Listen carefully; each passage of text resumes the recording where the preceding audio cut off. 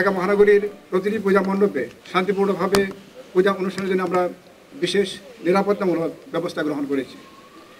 এগুলোর মধ্যে রয়েছে প্রতিটি পূজা মণ্ডপে পর্যাপ্ত সংখ্যক ফিক্সড পুলিশ মোতায়েন, থানা পুলিশ কর্তৃক নিজস্ব অধিক্ষেত্রে টহল ও চেকপোস্ট ব্যবস্থা, উচ্চ ক্ষমতাসম্পন্ন সিসি ক্যামেরা সহ আর্চওয়ে ও মেটাল ডিটেক্টরের মাধ্যমে চেকিং ব্যবস্থা, আয়োজকদের মধ্যে হতে প্রতিটি পূজা মণ্ডপ কেন্দ্রিক স্বেচ্ছাসেবক দল বা ভলান্টিয়ার মোতায়েন, সাদা পোশাকে ডিবি পুলিশ মোতায়েন, অগ্নি নির্বাপন ব্যবস্থা সহ বিদ্যুৎ ব্যবস্থা সচল রাখা ইত্যাদি। এর পাশাপাশি প্রতিটি পূজা মণ্ডপে প্রয়োজনীয় সংখ্যক আনসার বাহিনীর সদস্যগণ মোতায়েন থাকবেন ও দায়িত্ব পালন করবেন। একই সাথে আমাদের সশস্ত্র বাহিনীর সদস্যগণ সহ র্যাব ফোর্সের সদস্যরাও তাদের টহল কার্যক্রম এবং অন্যান্য যে নিরাপত্তামূলক কার্যক্রম করবেন। পূজা চলাকালীন সময়ে যান চলাচল স্বাভাবিক রাখার জন্য আমরা প্রয়োজনীয় ট্রাফিক ব্যবস্থাপনা রেখেছি। কোনো কোনো ক্ষেত্রে, বিশেষ ক্ষেত্রে ওল্ড ঢাকা সিটিতে রাস্তা সরু হওয়ার কারণে ট্রাফিক কনজেশন কিছু হতে পারে।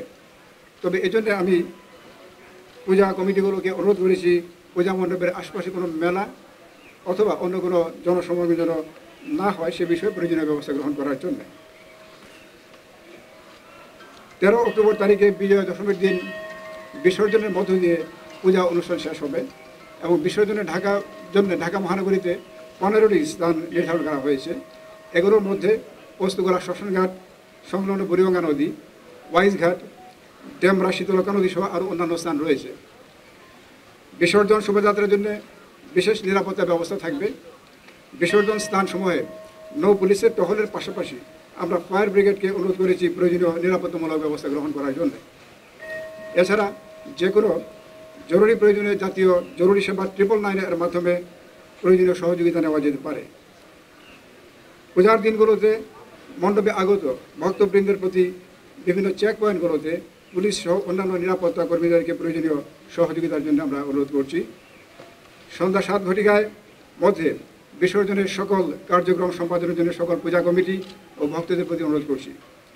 পূজা মণ্ডপ, বিসর্জন শোভাযাত্রা ও বিসর্জনের সময় সকল প্রকার মাদকদ্রব্যের ব্যবহার নিষিদ্ধ। একই সাথে পটকা এবং আতশবাজি ব্যবহার না করার জন্য অনুরোধ করছি।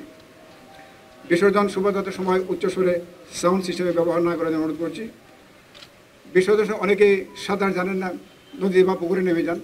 এই বিষয়ে আমরা যারা সাঁতার জানেন না তাদেরকে অনুরোধ করছি তারা যেন পানিতে না নামেন। বাংলাদেশ ধর্মীয় সমৃদ্ধি দেশ। আমরা আশা করছি এবছর দুর্গাপূজা উৎসব অনুষ্ঠান অত্যন্ত শান্তিপূর্ণভাবে কোনো বাধাবিঘ্ন ছাড়াই অনুষ্ঠিত হবে এবং এর জন্য সমাজের সকল স্তরের মানুষের সহযোগিতা কামনা করে আজকের এই প্রেস ব্রিফিং আমি এখানে শেষ করছি।